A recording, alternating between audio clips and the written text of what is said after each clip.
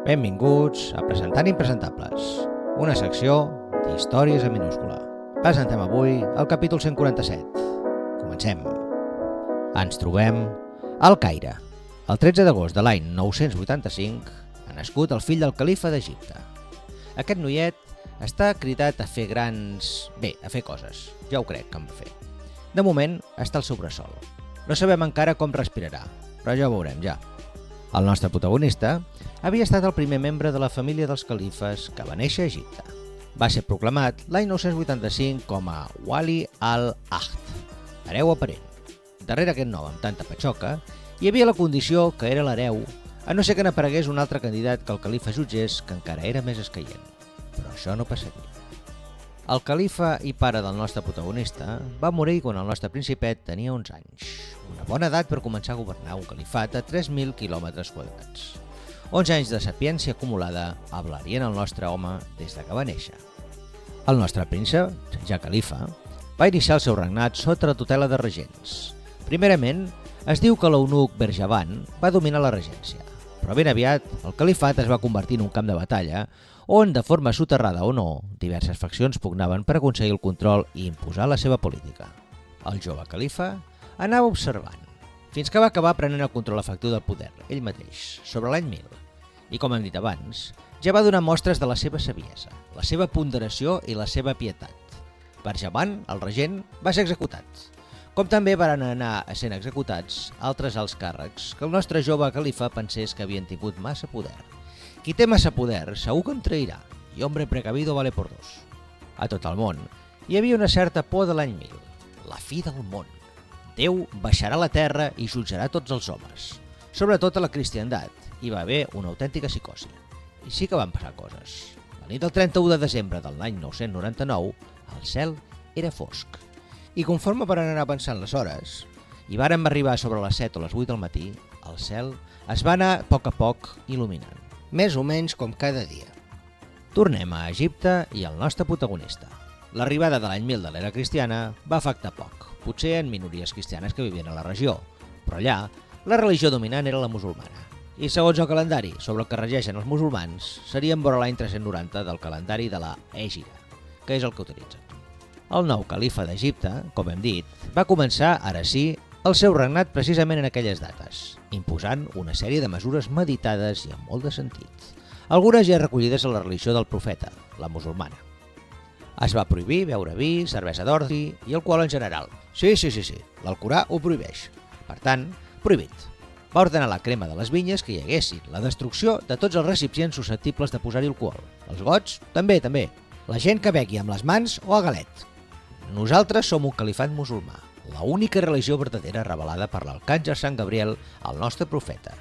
Com és que hi pot haver persones errades que creguin altres religions? Aniran a l'infern. Hem d'evitar que contaminin els nostres musulmans purs. Va ordenar que tot cristià i tot jueu portés una identificació. No, el dels triangles no s'ho van inventar els nazis. De fet, el nostre home va anar més enllà en la seva lluita contra el paganisme.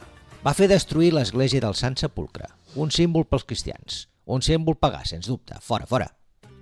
Es diu que la destrucció d'aquest temple, un dels símbols més preuats del cristianisme, va motivar l'inici de les creuades. El nostre protagonista va pensar, bé, doncs anem a relaxar les prohibicions. Ara som musulmans, però tolerants amb altres religions. Totes són errònies i els que hi creguin aniran a l'infern, però ja s'ho faran. No cal que els cristians i els jueus s'ho identifiquin. Va tirar enrere. Anem a regular altres coses. Segons les lleis islàmiques, els peixos o fruits del mar que no porten escames no s'han de menjar. No. Els moluscos i altres fruits del mar, tampoc. I ai de qui ho faci. I els peixos d'aigua dolça també són aliments prohibits. Tampoc s'han de menjar. La moloquilla, una fulla que es posa a l'estofat. Ui, no, era la preferida dels meus rivals polítics i antecessors califes meus. Fora. A més, és un aliment poc saludable i que fa que la gent estigui de mal humor. Fora, prohibit. Espera, que m'he repensat. Havia dit fa una estona que s'havia de ser tolerant amb les altres religions? Nah. Els cristians han de portar unes creus de grans dimensions al coll, que es vegi bé que són cristians. I els jueus, un parell de fusta. A més, han de portar cinturons i turbants negres. Els musulmans els portaran blancs. O potser no. Va, sí. O no. O sí. O potser no. O potser sí. El nostre home tenia les coses claríssimes. posava regles i establia prohibicions. Després les derogava i les tornava a posar. O potser les derogava i en posava de contràries. O les tornava a derogar i les tornava a posar. En fi, la gent ha de viure i treballar de nit. Sí senyor, al nostre protagonista li agradava la nit. Vivia de nit. I si al califa li agrada la nit, a tothom li ha d'agradar. I ai del que treballi de dia. Les dones. Segons l'opinió del nostre califa, la presència de dones a l'espai públic podia desencadenar un autèntic apocalipsi moral.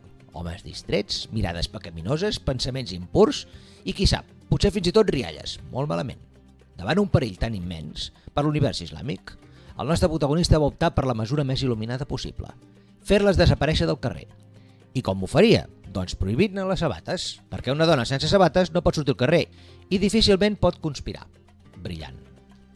I per totes les ments que poguessin pensar ni per un sol moment que les ponderades mesures del nostre protagonista podessin ser una mica estranyes, penseu i sapigueu que el nostre califa va dir un dia que no és que fos un dirigent que estés en gràcia de Déu ni que fos un ésser enviat per Déu, ni tan sols que hagués passat com ha passat alguns cops, que fos un fill predilecte de Déu o un germà de Jesucrist. No. El nostre califa va dir: Pecadors, jo sóc el vostre Déu, sóc Al·là. Sóc jo mateix qui us ha governat sense dir-vos qui era realment. Ara governaré sabent vosaltres que el vostre sobirà és a més el vostre Déu. I quan hagueu d'adorar Al·là, m'adorareu a mi directament. De fet, algunes autoritats religioses, començant pel predicador Hamza ibn il-Ahmad, pel conte que portava, varen corroborar-ho. I a partir de l'any 1017 es va fundar el drusisme o la fe drusa, la fe del nostre protagonista. Com que el nostre califa és Déu, podia promulgar lleis, castigar certs comportaments, després deixar de castigar-los i després tornar a fer que es castiguessin, com havia fet abans, de fet. Però ara demostrava quina era la seva verdadera cara, la cara de Déu. Déu és omnipotent i decideix, i els creients han de creure, i qui no ho faci, càstig. Ens trobem el 13 de febrer de l'any 1021. El nostre senyor, el nostre Déu a la terra, té des de fer anys el costum de sortir sol i sense escorta per la nit a cavall, per fer un vol per la terra que ell mateix va crear. Una nit qualsevol va sortir deixant un núvol de pols que es va aixecar. Aquesta vegada no va ser vist mai més. En dies posteriors va aparèixer el cavall i el vestit ensangonat que portava. El nostre protagonista, Déu, havia desaparegut. Potser havia estat assassinat. Hi ha diverses hipòtesis. La més probable és que fos assassinat.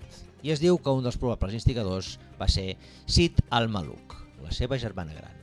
La seva germana gran que no estava d'acord en la manera de governar del nostre protagonista i que més d'un cop havia rebut la carinyosa amenaça del seu germà. Algun dia t'executaré. A la mort del nostre califa o el nostre Déu, el va succeir el seu fill al-Zahir li il-Zaz-Din Alà, que com que era molt petit, va ser tutelat precisament per la seva tieta Sid al-Maluk, la qual es va encarregar de desfer moltes de les lleis que el nostre protagonista havia fet. I aquí diu que el nostre home no va morir, perquè Déu és immortal. Senzillament, està amagat observant com es comporten els homes, tornant el dia menys pensat per impartir justícia. De fet, a la seva religió, el drusisme, existeix encara, essent seguida aproximadament per 1.500.000 persones. Aquesta religió és practicada sobretot a Síria, però hi ha comunitats al Líban, a l'Israel i a Jordània. No obstant, és una religió molt tancada. Des del 1043 després de Crist, no s'accepten nous creients que no siguin fills d'aquests, i el matrimoni amb persones de fora de la religió pot comportar l'expulsió. En fi, així acaba la història del nostre califa, el nostre Déu. O hem dit que acaba, o potser segueix, perquè, com hem dit abans, segons els drusos, un dia tornarà, i ja cal que es calcin els que no s'han portat bé, perquè la ira de Déu segur que és implacable. Ja ho veurem. I fins aquí el capítol d'avui. Vull agrair al meu amic Marc, que ha posat veu al nostre protagonista. Dit això, ens acomidem fins al proper presentable. Adéu-siau!